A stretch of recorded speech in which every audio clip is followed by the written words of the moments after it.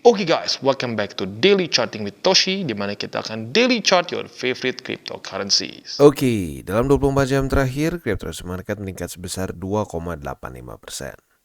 Dengan total market cap mencapai di 1,71 triliun US dollars, dengan peningkatan Bitcoin dominan sebesar 0,31% dan juga peningkatan volume sebesar 18,87%. Untuk Bitcoin terjadi peningkatan yang signifikan sebesar 3,83% dalam 24 jam terakhir, yang membuat Bitcoin sekarang ada di angka 44.634. Artinya PR mantul dari MA50 berhasil dilakukan oleh Bitcoin dan berhasil menembus kayaknya beberapa resisten deh ya. Untuk Ethereum terjadi peningkatan sebesar 2,45% di angka 2.432. Lalu untuk BNB dia rally sebesar 3,46% di angka 312.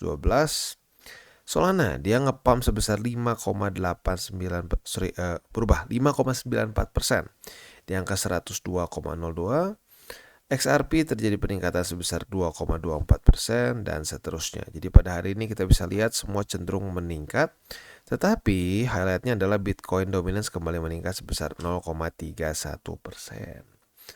Nah, selanjutnya kita akan masuk ke news. Untuk news datang dari Uzbekistan ya. Di mana Uzbekistan ini baru saja mendenda Binance ya untuk operating di sana without license. Tapi ya dendanya kecil sih. Ya maksudnya kecil untuk Binance ya. Kalau buat kita mungkin ya lumayan. Tapi kalau untuk Binance nggak terlalu besar ya.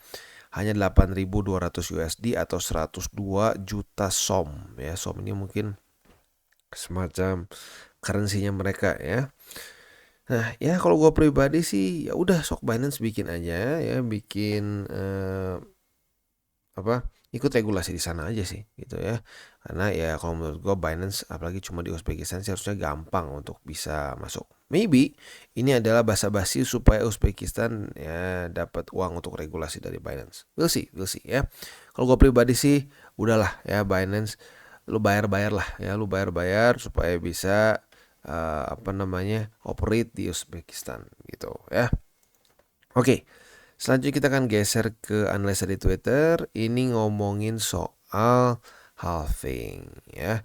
Gue udah bahas beberapa video gue sebelumnya dan nanti hari ini atau besok juga gue akan specifically ngebahas mengenai halving dan possibility Bitcoin dalam waktu dekat mau kemana nih ya. Nah, kalau gue pribadi ngelihatnya seperti ini ya. Gue ngelihat halving ini secara fundamental tentunya adalah suatu hal yang bullish. Kenapa? Net issuance dari Bitcoin berarti akan berkurang di masa itu ya. Nah, tetapi jangan lupa orang-orang seringkali melakukan apa? Orang ingin fronting the markets gitu ya. Mereka pengen lebih cepat daripada market. Jadi mereka udah ngedenger nih, mau halving. Mereka beli dulu. Udah beli dulu, harga otomatis naik. Harga naik di hari hanya semua berekspektasi ngepump. Nah, kalau sampai tidak terjadi pump, tidak terjadi rally signifikan, panik. Panik akhirnya apa? Jual. Udah jual turun. Nah, itu yang sering kali terjadi ya. Plus di selain dari itu juga ya, halving ini mendekati ke ini Fibonacci sih gue ya, Fibonacci atau struktur. Kalau gue sih ini lebih kayaknya dekat-dekat Fibo sih kalau yang gue ingat dari si angka segini ya. Di Fibo 61,8%. Nah, jadi kalau gue pribadi sih ya harus siap dengan possibility terjadi koreksi setelah halving. Karena kalau kita lihat di sini ya, halving apa yang terjadi? Halving koreksi dulu ya. Halving koreksi lagi begitu. Jadi mungkin yang sedikit langsung ngepump tuh di sini nih. Langsung boom. Tapi in general setelah halving biasanya orang akan cenderung ada sedikit ya buying the rumor and selling the news. Setelah itu lanjut lagi ya. Walaupun gak signifikan sih, tapi kadang-kadang orang ngeliatnya gini, wah ini paling berapa persen sih, 1%. Ini kadang-kadang bisa lumayan signifikan karena ini adalah satu TA Bitcoin ya yang eksponensial. Kalau eksponensial kerasanya kayak kecil katanya, tapi kadang-kadang drop ini signifikan sebenarnya. Jadi ya harus siap-siap. Possibility mungkin bisa belasan persen drop itu memungkinkan ya. Nggak harus dalam sehari sih, bisa dalam beberapa hari di kayak di cicil gitu kesannya, itu juga bisa ya. Jadi ingat kalau gue pribadi siap-siap ada possibility terjadi koreksi dulu gitu ya. Dan mungkin gini loh, rally dulu ke si 61,8 terus reject lagi, koreksi. Nah, itu juga bisa. Jadi ingat, kita nggak tahu specifically kapan akan terjadi koreksinya dan di mana, tetapi biasanya sebelum halving itu jarang dia nge-pump, begitu jarang dia nge-pump di halvingnya itu sendiri, gitu ya. Jadi kurang lebih seperti itu. Selanjutnya kita akan geser ke bukan analisa Twitter, tapi kita ngebahas mengenai TAKTA. Untuk Bitcoin kita bisa di sini dia berhasil menembus 3 ya. Bukan 3 tapi dua resisten ya. Jadi dia berhasil reclaim 43.292 dan 44.235. Nah, jadi untuk posisi spotnya tentunya ada perubahannya. Nanti kita bahas di belakang di buy limit ya. Tetapi intinya apa? PR dari Bitcoin yang gue sudah bahas dari kemarin berhasil dia lakukan ya. Retest di MA50 dan mantul begitu ya. This is good. At least for the short term ini good, oke. Nah, selanjutnya PR untuk Bitcoin sekarang adalah bertahan di atas dari 44.235. Apabila bisa, itu tentunya adalah suatu pertanda bagus untuk Bitcoin, gitu ya. Nah, untuk jangka panjangnya lagi-lagi PR besarnya adalah 47 ribuan nih. Sepertinya 47 ribu tuh masih menjadi permasalahan besar bagi Bitcoin. Dari tanggal 8 sampai tanggal 11 Januari kemarin kan reject terus di daerah situ ya. Bisa nggak Bang tembus? Nggak ada yang nggak mungkin. Tapi ingat dengan statistik ini nih. Sebelum halving, berapa nih? 3 dari 4 ya. Berarti 3/4, 75% itu Bitcoin drop dulu ya. Halving tuh drop dulu. Mungkin nggak kayak gini? Mungkin, nggak ada yang nggak mungkin sekali lagi ya. Tapi ya lagi-lagi nanti detailnya kenapa gua rasa kemungkinan kita akan kesulitan untuk nembus 61,8 kita mungkin akan bahas di satu video spesifik yang nanti akan gua upload hari ini atau besok. Jadi buat lo yang penasaran stay tune ya. Nah, untuk Bitcoin sendiri kita bisa di sini ya, udah kayak tadi jelas PR-nya.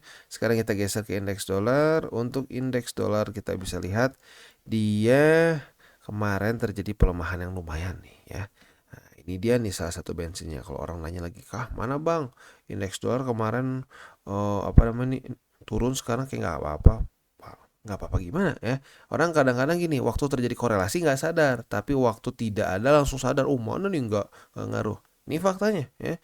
Indeks dolar turun dalam beberapa hari ke belakang dan Bitcoin rally. Begitu ya. Kita lihat nih, lihat dari kebalikannya. Turun, naik gitu ya. Tapi gue ingatkan ini korelasi itu bukan 1:1 ya. Wah pokoknya setiap menit dia turun Bitcoin harus naik. Kalau Bitcoin turun ini harus naik. Nah nggak gitu juga ya. Tapi secara makronya ya. Nah good newsnya karena 104,15 sudah mulai menjadi resisten lagi. Harapan gue tentunya adalah dia reject lagi dan mulai bisa daily close di bawah dari MA200 dan juga di bawah dari MA20 ya. Nah, selanjutnya kita akan ini gue nyaris kelewat nih ya, economic calendar. Untuk economic calendar kita geser ke GMT+7. Hari ini itu akan ada ini ya, hari ini ada cukup banyak sih gue ya. Hari ini tuh ada cuma satu ternyata. Yang paginya udah subuhnya udah keluar nih ya. Nah, untuk yang jam 8:30 malam akan ada keluar initial jobless claim. Ini penting. Kenapa? Karena initial jobless claim ini adalah salah satu hal yang dilihat oleh Jerome Powell. Ya, semakin dia tinggi, ya, kalau kita di sini nih ya datanya, semakin dia rendah itu akan jadi positif. Maka kita berharap dia tinggi, ya. Kalau sampai dia tinggi, lebih tinggi daripada 221, nah itu dia akan bisa membuat indeks dolar melemah gitu. Nah, itu harapan gua untuk initial jobless claim ya. Oke, itu kurang lebih untuk initial jobless claim hari ini. Untuk besok ya, tanggal 9 Februari hari Jumat akan keluar 30 year bond auction yaitu jam 1 malam. Dan setelah itu akan ada juga di sini nih ya. Oh, udah. Itu bukan dari US ya. Oke, jadi kurang lebih seperti itu untuk hari Jumat ya. Oke, selanjutnya kita akan geser ke buy limit. Sebelum kita masuk ke buy limit, gua akan disclaimer dulu bahwa semua konten dari TCI bukan financial advice. Ini semua bentuknya adalah edukasi. Lalu bagaimana cara untuk mendukung TCI? Ada banyak caranya. Lo bisa like our video, bisa share our video, atau juga bisa menggunakan link referral kita di bawah. Nah, sekarang kita akan dengar dulu pesan-pesan dari sponsor kita pada hari ini. Oke, today's video is brought to you by BitTime. Dan BitTime ada berita bahagia, mereka ada event airdrop Jupiter, di mana total hadiahnya itu mencapai 15 juta rupiah. Bagaimana cara ikutannya? Langsung saja kita bahas. Yang pertama, ini berlangsung dari tanggal 1 Februari sampai tanggal 10 Februari, berarti ada waktu yang cukup lama ya. Dan selain itu juga cara partisipasinya cukup mudah. Yang pertama, pastikan semua peserta harus sudah KYC atau verifikasi identitas untuk berpartisipasi.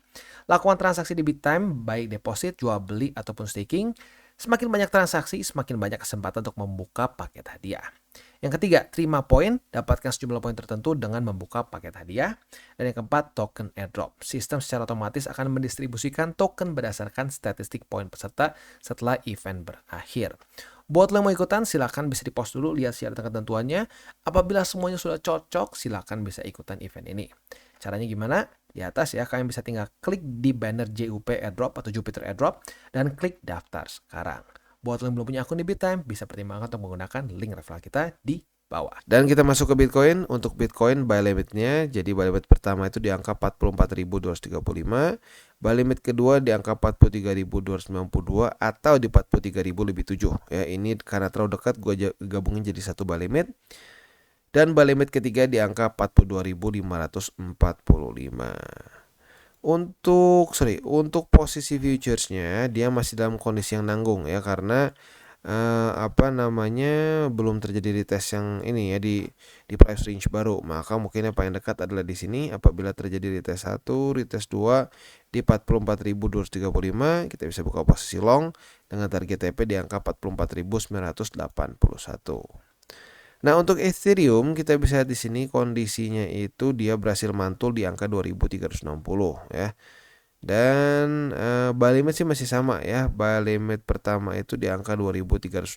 Jadi buat kemarin yang pasang langsung mantul dan rally dengan signifikan ya. Dan itu gue bisa bilang konversinya nyatu dengan MA50 karena dekat ya. Buy limit kedua di MA20 atau di angka 2317. Dan buy limit ketiga ini nggak di sini ya, ini kan udah tembus nih, jadi hapus saja. Buy limit ketiga di angka 2281. Itu kurang lebih untuk posisi spot di Ethereum. Untuk posisi futuresnya retest 1 terjadi sih, tapi udah keburu ngepump, jadi ya masih bisa tapi highly unlikely lah. Jadi kita skip aja dulu posisi longnya.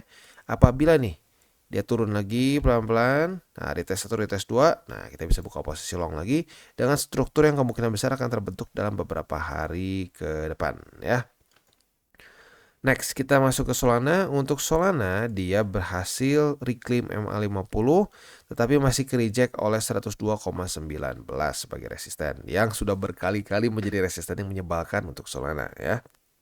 1, 2, 3, 4, 5, 6, 7, 8, sudah 8 kali. Nah, untuk posisi spotnya, buy limit pertama di MA50, buy limit kedua di MA20, dan buy limit ketiga di angka 89,43. Untuk posisi futuresnya, kita sudah terjadi retest pertama di 102,19. Apabila pada hari ini, bukan hari ini, besok pagi jam 7 pagi dia daily close di bawah dari 102,19. Kita bisa limit posisi short. Kalau terjadi retest kedua, kita bisa buka posisi short itu dengan target TP di MA50. Sementara untuk posisi longnya tinggal kita balik saja logikanya. Retest 1, retest 2 di MA50 sebagai support. Kita bisa buka posisi long dengan target TP kita di angka 102,19 ya. Untuk BNB terjadi peningkatan ya, dan otomatis peningkatan ini juga reclaim MA50. Jadi untuk posisi spot buy limit pertama dan kedua ya, ini gue satu jadi satu aja deh ya. Buy limit pertama di MA20 atau 50, buy limit kedua di angka 296,6 dan buy limit ketiga di angka 272,3. Itu untuk posisi spot di Binance atau di BNB ya. Untuk posisi futuresnya kita bisa di sini apabila terjadi retest 1, retest 2 di 317,5. Kita bisa buka posisi short dengan target TP kita di MA20 atau MA50. Sementara untuk posisi longnya tinggal kita balik saja logikanya. Retest 1, retest 2 di MA20 atau 50. kita bisa buka posisi long dengan target TP kita di 317,5 atau bisa juga ya di sini. Tapi ini udah terlalu dekat sih jujurnya ya. Jadi kayaknya mendingan di 317,5. Next kita geser ke Matic. Untuk Matic dia berhasil mereclaim ya 81 sen ya, berhasil mereclaim 81 sen, which is good. Nah, untuk sekarang buy limitnya berarti ini buy limit ke 1 jadinya. Buy limit pertama di angka 81 sen, buy limit kedua di angka 20 dan buy limit ketiga di 76 sen. Itu untuk posisi spot di Polygon Matic.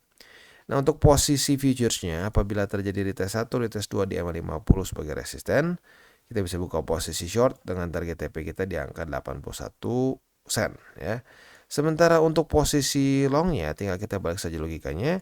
Retest 1, retest 2 di 81 sen, kita bisa buka posisi long dengan target TP di angka 84 sen ya. Itu kurang lebih setup untuk Polygon Matic dan juga ending dari CWT kita pada hari ini. Seperti biasa gue ingatkan, jangan pakai uang panas, jangan over leverage, dan berpikirlah jangka panjang untuk kripto. Oke guys, jadi itu adalah akhir dari segmen DCWT kita pada hari ini. Dan jangan lupa bagi kalian yang merasakan manfaat dari segmen ini, jangan lupa untuk share ke teman-teman kalian. Dan apabila lu pengen mensupport channel kita, ya TCI, jangan lupa untuk menggunakan link referral kita di bawah. Nggak wajib ya, tetapi apabila lu menggunakan link referral kita di bawah, ada macam-macam ya, dari Bybit, Huobi, Maxi, toko kripto, dan banyak lagi ya. Ya, walaupun nggak wajib, tapi kalau menggunakan link referral kita, lu secara langsung membantu perkembangan dari TCI. Dan satu lagi, jangan lupa juga untuk join Telegram group kita, di mana kita bisa ngobrol-ngobrol santai mengenai dunia cryptocurrency secara dua arah. So, jangan lupa untuk like, subscribe, click the bell icon, and see you on the next video.